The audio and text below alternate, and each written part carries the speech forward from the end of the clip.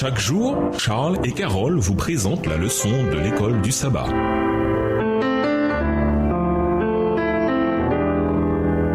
Bienvenue dans votre émission. Dieu nous parle. Nous voilà à la leçon de jeudi. Lisons les psaumes 5, le verset 4, 30, le verset 6, 49, le verset 15, 59, le verset 17, 92, le verset 3, 119, le verset 147, 2 Pierre 1, le verset 19 et Apocalypse 22, le verset 16. Psaume 5, verset 4. Éternel, le matin, tu entends ma voix. Le matin, je me tourne vers toi et je regarde. Car tu n'es point un Dieu qui prenne plaisir au mal. Le méchant n'a pas sa demeure auprès de toi. Psaume 30, le verset 6. Car sa colère dure un instant, mais sa grâce toute la vie. Le soir arrivent les pleurs et le matin, l'allégresse. Psaume 49, verset 15. Comme un troupeau, ils sont mis dans le séjour des morts. La mort en fait sa pâture et bientôt les hommes droits les foulent aux pieds. Leur beauté s'évanouit, le séjour des morts est leur demeure. Mais Dieu sauvera mon âme du séjour des morts, car il me prendra sous sa protection. Psaume 49, le verset 15. Psaume 59, le verset 17. Et moi je chanterai ta force dès le matin, je célébrerai ta bonté, car tu es pour moi une haute retraite, un refuge au jour de ma détresse. Psaume 92, verset 3. D'annoncer le matin ta bonté et ta fidélité pendant les nuits, sur l'instrument à 10 cordes et sur le luth au son de la harpe. Psaume 119, le verset 147. Je devance l'aurore et je crie, j'espère en tes promesses. 2 Pierre 1, verset 19. Et nous tenons pour d'autant plus certaine la parole prophétique à laquelle vous faites bien de prêter attention, comme à une lampe qui brille dans un lieu obscur jusqu'à ce que le jour vienne apparaître et que l'étoile du matin se lève dans vos cœurs. Apocalypse 22, verset 16. Moi, Jésus, j'ai envoyé mon ange pour vous attester ces choses dans les églises. Je suis le rejeton et la postérité de David, l'étoile brillante du matin.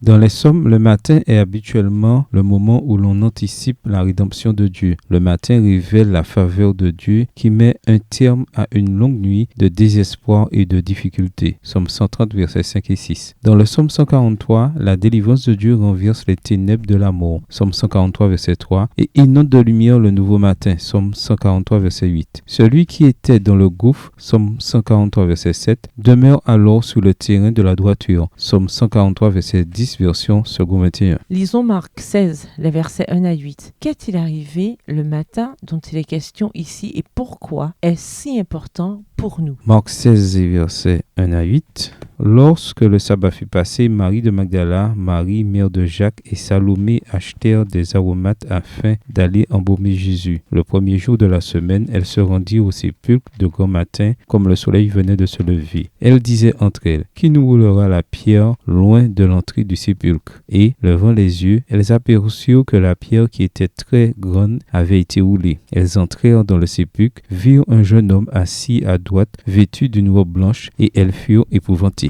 Verset 6. Il leur dit, ne vous épouvantez pas, vous cherchez Jésus de Nazareth qui a été crucifié. Il est ressuscité, il n'est point ici. Voici le lieu où on l'avait mis. Mais allez dire à ses disciples et à Pierre qu'il vous précède en Galilée. C'est là que vous le verrez, comme il vous l'a dit. Elles sortirent du sépulcre et s'enfuirent. La peur et le trouble les avaient saisies et elles ne dirent rien à personne à cause de leur effroi. Le matin de la résurrection de Jésus-Christ ouvrit la voie au matin éternel du salut de Dieu pour tous ceux qui croient en son nom. Quand les disciples rencontrèrent le Seigneur ressuscité, ils firent l'expérience de la promesse qui se trouve dans Psaume 30, verset 6. Le soir arrive, les pleurs et le matin, un cri de joie. Ce n'est que grâce à la faveur de Dieu et à son amour inconditionnel que nos larmes se transforment en joie. Psaume 30, versets 6 et 8. Tout comme l'étoile du matin annonce la naissance de nouveaux jours, la foi proclame la nouvelle réalité de la vie éternelle pour les enfants de Dieu. 2 Pierre 1, le verset 19. Jésus est appelé l'étoile resplendissante du matin, Apocalypse 22, verset 16. Nous attendons impatiemment que cette étoile établisse son royaume dans lequel il n'y aura plus de nuit, ni mal, ni mort. Apocalypse 21, les versets 1 à 8 et le verset 25. À la fin, par-dessus tout, c'est ce que nous attendons quand nous parlons de nous attendre au Seigneur. Et certainement, cela vaut la peine d'attendre. Le Christ avait proclamé triomphalement en sortant du sépulcre de Joseph, « Je suis la résurrection et la vie ». Seul un Dieu pouvait parler appelée ainsi. Toutes les créatures ne vivent que grâce à la volonté et à la puissance de Dieu. Elles vivent dans un état de dépendance à l'égard de la vie divine. Depuis le séraphin le plus élevé jusqu'à l'être animé le plus humble, tous sont alimentés par la source de la vie. Seul celui qui est un avec Dieu pouvait dire « J'ai le pouvoir de donner ma vie et j'ai le pouvoir de la reprendre ». Le Christ possédait dans sa divinité la puissance qui lui permettrait de briser les liens de la mort. Extrait du livre Jésus-Christ, chapitre 81, page 705. On dit que la mort est gravée dans nos cellules dès la naissance. Bien que cette déclaration soit vraie, du moins pour des êtres déchus, la résurrection de Jésus nous promet que la mort n'est que provisoire. Pourquoi ne doit-on jamais oublier cela? Au revoir. Et à demain si Dieu veut.